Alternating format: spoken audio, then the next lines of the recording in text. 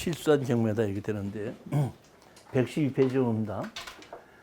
경상남도 거제시 연초면 죽돌이 했고 대지만 경매로 나왔는데 1200에 시작해서 800만 원까지 떨어진 걸 1200에 샀다가 다시 800에 떨어져서 850만 원에 낙찰 받은 겁니다. 여기 보면은 죽돌이 대지인데 건물은 매각 제외죠. 보면은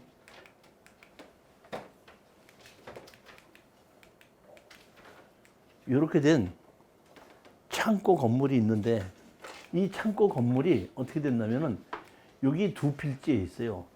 438-4와 438-3에 두 필지에 이렇게 창고가 있는 겁니다. 두 필지에 창고가 있는데 여기 작은 필지 있죠? 작은 필지. 작은 필지에 지분이 나온 거예요. 근데 작은 필지의 지분을 보면은 옥주가 갖고 있다가 옥신이 팔고 옥주가 일부를 고운이 팔아서 옥주하고 고운이하고 어떻게 한다? 두 사람이 공유로 갖고 있는 겁니다. 그리고 그 밑에 있는 큰 땅은 옥주현이와 고운이 같이 갖고 있다가 옥주현 지분을 옥치현이한테 팔고 고운이 지분을 옥친이한테 가서 옥친이 혼자 가지고 있는 겁니다. 그러니까 이쪽 큰 거는 혼자 갖고 있고 요거는 옥주현이하고 고운이하고 듣나? 두 사람이 갖고 있는 거예요. 근데 제가 이렇게 봤을 때 친인적이고 고운은 엄마 같아요. 제가 봤을 때 그렇습니다. 그런데 요 위에 있는 뭐야? 옥주현이 지분이 경매로 나온 겁니다. 옥주현이 지분과 가만히 봅시다. 옥두자 지분이 나온 겁니다. 옥두자 지분이. 옥두자 지분이 나와가지고 이거를 지분으로 사서 이게 건축물 관리장이 없거든요.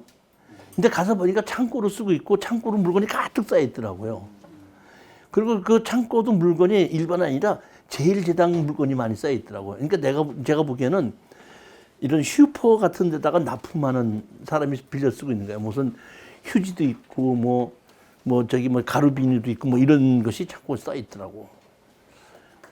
그래서 제가 보기에는 저 지분으로 낙찰을 받아서 건물 철거해라, 지존해놔라, 다 팔아서 나눠 갖자고 하면은 여기 있는 그 옥치현이가 우리 지분을 살 걸로 보고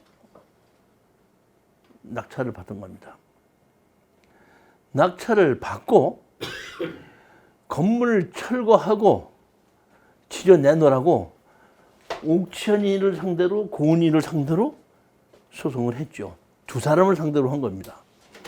고은이한테는 다 팔아서 나눠 갖자고 했고 옥치현이한테는 건물 철거하고 철대할 때까지 지존내놔라 이렇게 했습니다. 법정에서 나와서 답변하는데 옥치현이가 답변한 겁니다.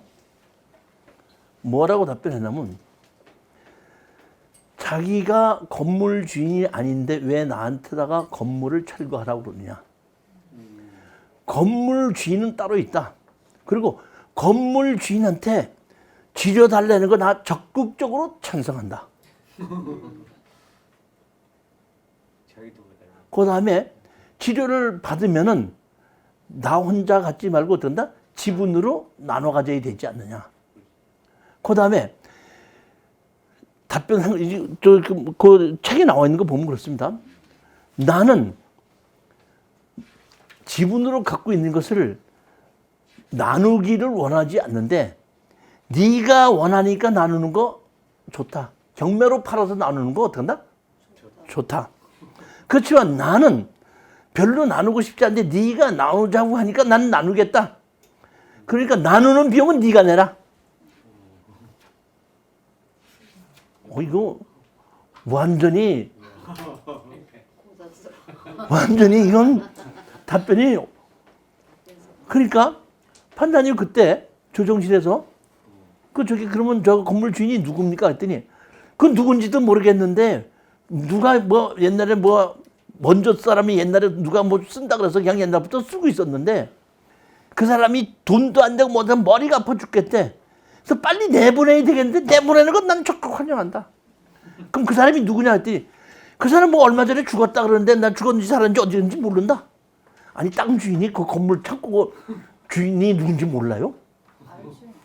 근데 와서 나는 모른다. 근데 뭐 말로는 나 원래 세금 못 받고 뭐 했었기 때문에 모르는데 말로 들으니까 죽었다 그러더라. 날 보고 건물 주인을 명시해서 소송을 어떤다? 주인이 아니라니까 바꾸라 이거야. 주인도 아니라는 사람한테 왜 철거하라 소리 했냐.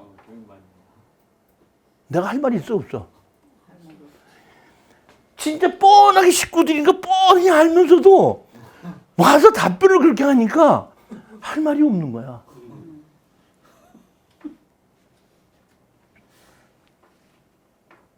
팔아서 나눠 갖는 건 좋대. 그러니까 판사님 그럼 뭐 조정할 것도 없이 그냥 저 위에 것만 팔아서 나눠 갖는 거라고 지료는 저기 뭐 죽은 사람한테 내가 알아서 청구하든지 지금 실질적으로 창고 주인이 누군지 입증해갖고 다시 소송해라 이런 얘기야. 내가 그걸 돈 800만 원 갖고 투자해놓고 내가 땅 주인을 창고 주인을 찾아 못 찾아. 그러지 않고 창고 쓰고 있는 관리하는 사람이 가봤거든요. 만났더니 아유 그러지 않아도 나보고 관리해달라는데 그 사람이 뭐 죽었다고 그러고 나도 뭐 월급도 못 받고요. 이건 이제 그만 관리하고 빨리 치워버려야 되겠는데 이거 뭐 어떻게 해야 되는지 모르. 이거 완전히 이름을 어떤다? 한 입을 다 맞춰놓은 거야. 아무 소리 못하고 오니까 실질적으로 어떤다? 경매로 지분을 가지고 보니까 어떻게 했어요? 2,300원 누가 1,400에 낙찰받아 가지고 갔습니다. 전부 다를. 우리는 지분으로 낙찰을 받아서 600 얼마 했었죠. 그러니까 지분으로 낙찰을 받다 보니까 겨우 번정 건진 겁니다. 소송비용이나 이런 건 못 건진 거죠. 그러니까 저렇게 건물이 저렇게 있을 때에 상대편이 건축물 과정이 없을 때 주인이 누구나 없을 때 나도 모른다 이렇게 답변하면 대책이 없어요. 뭐. 그런 일이 생길 수 있다 이런 얘기입니다. 충청북도 제천시 송황면 입선리 여기 보면 5,600짜리가 1,800까지 떨어서 2,400에 낙찰을 받았는데 필지는 두 필지입니다. 창고 용지하고 대지하고. 그럼 필지가 두 필지는 뭐냐면 한 필지는 112이고 하나는 111입니다. 그런데 여기 감정평가사가 이렇게 그려놨죠. 그러니까 다시 말하면 이 창고가 이 집 땅을 침범한 거예요. 그리고 가서 보면 대문이 이쪽에 있어요. 그러니까 이쪽에다 차를 대고 남의 땅에다 차를 대가지고 실어야 된다 보니까 이 주인이 뭐라고 얘기하니까 할 수 없이 이 사람이 지분으로 땅을 조금 주고 사서 조금 어떻게 한다? 조금을 받은 거야. 그래서 낙찰을 받아서 이걸 어떤데 우리 지분을 이쪽으로 합쳤거든요. 합쳤더니 이렇게 좀 커졌어요. 조금 이렇게 걸린 게 어떤다? 피해죠. 그렇지만은 이쪽으로는 뭐가 없어? 차 하나 댈 수가 없어. 남의 땅에다가. 창고에. 저 창고가 한 3m에서 한 5m 정도쯤 되거든요.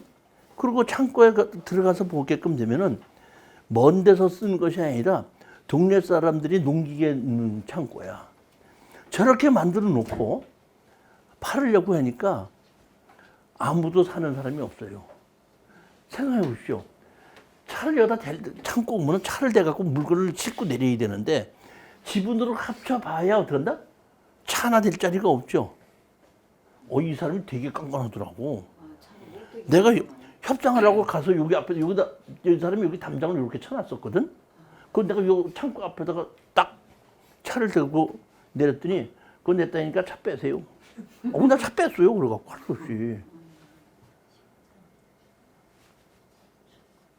그래서 이렇게 해놓고 나니까 창고를 못 써. 못 쓰는 거 차 하나 될 수 없으니까 못 쓰는 거야.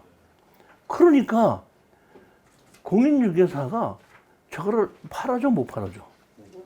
못 팔아주는 겁니다.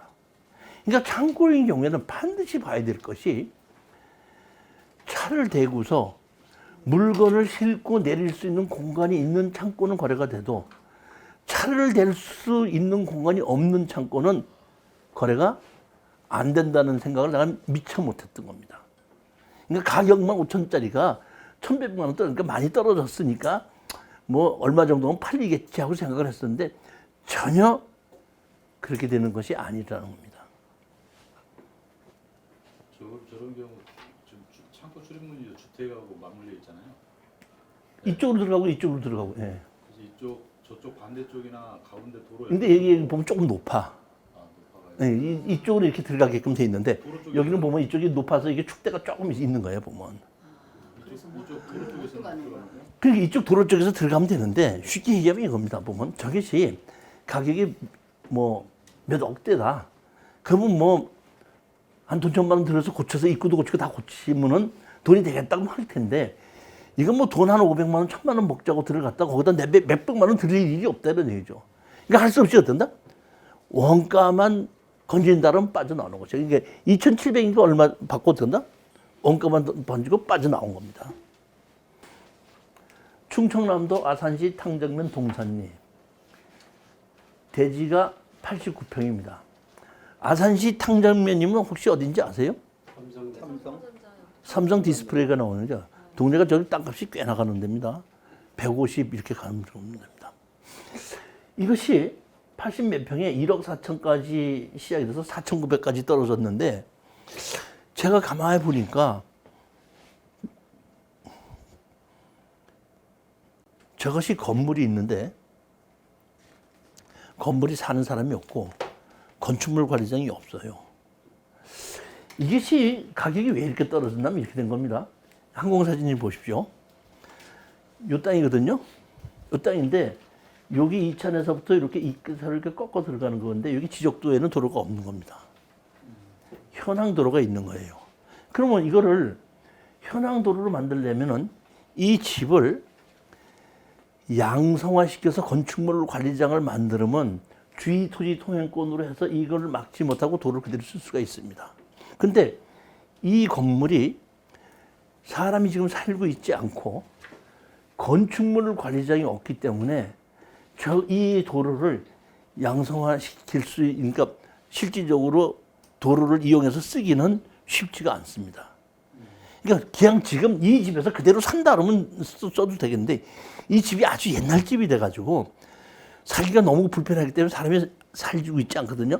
그러니까 내가 저걸 봤을 때에 저거를 양성화시키자. 건축물 관리장을 만들고 양성화시켜서 어떻게 한다? 새로 어떤다? 집을 새로 고쳐서 짓자. 그리고 허가를 새로 받자.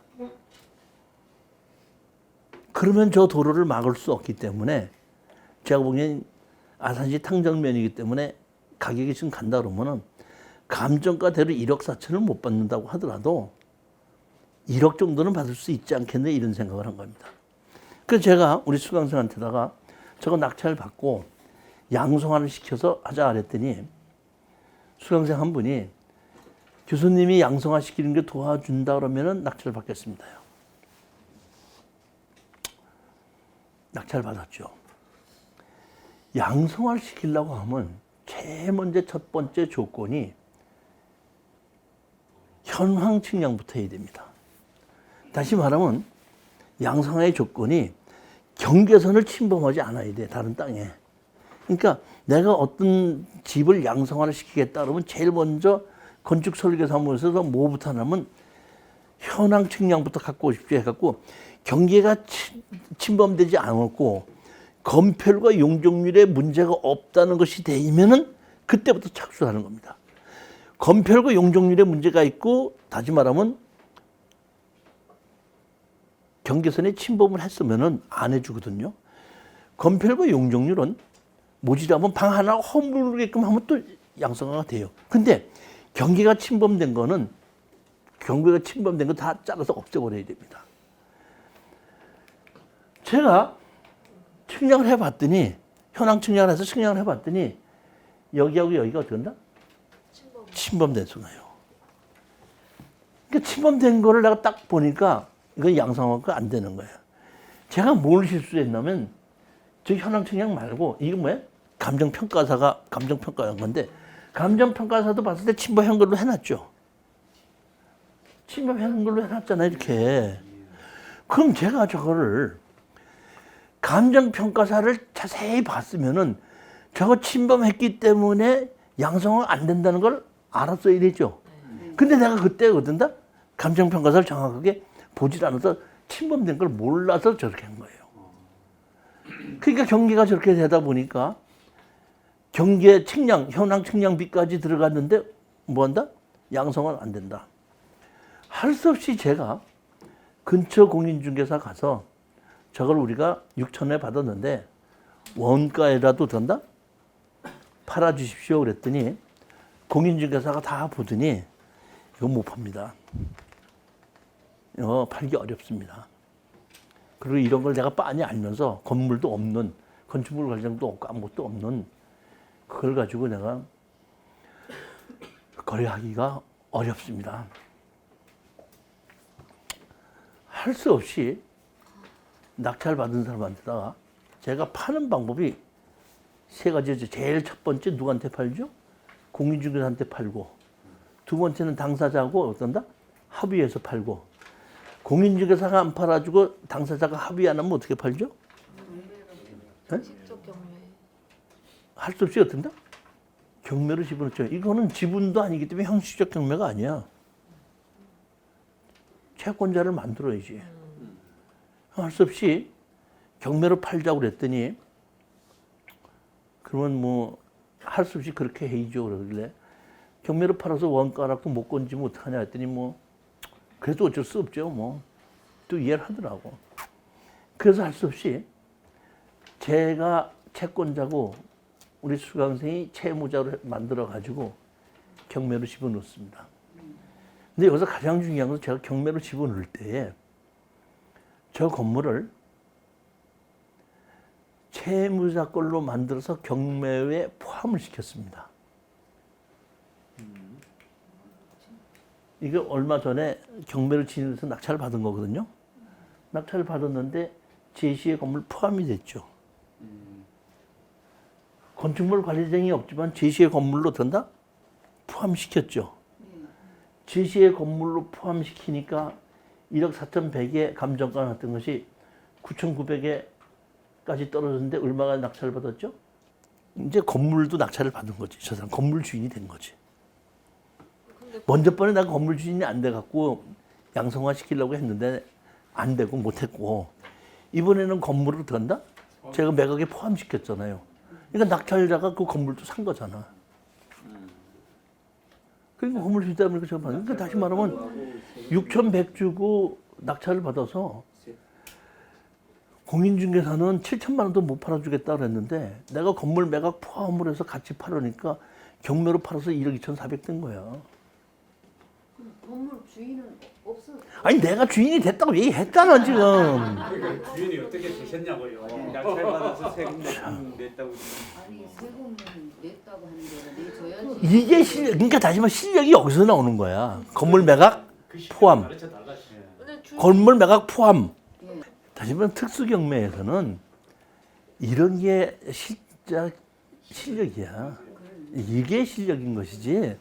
이런 거 할 줄 모르면은 특수 경매에서 힘들어요.